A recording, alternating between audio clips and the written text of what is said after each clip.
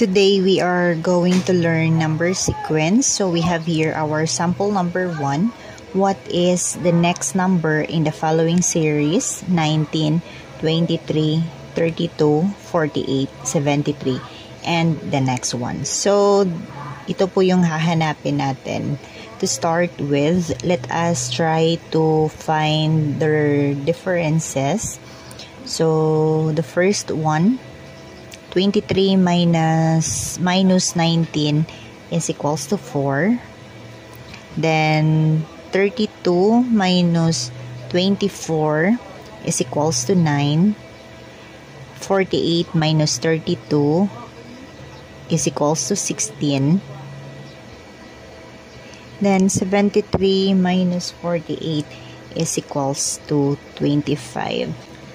As you can see, these numbers are perfect square. So they are 2 squared, 3 squared, 4 squared, and 5 squared.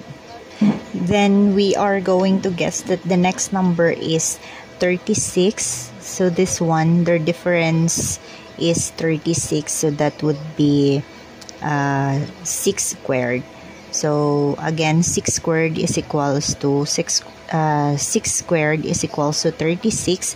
Then we are going to add the 73 in order for us to find the next number. So that would be 9, 7 plus 3, 109. So the answer is 109. It is letter C.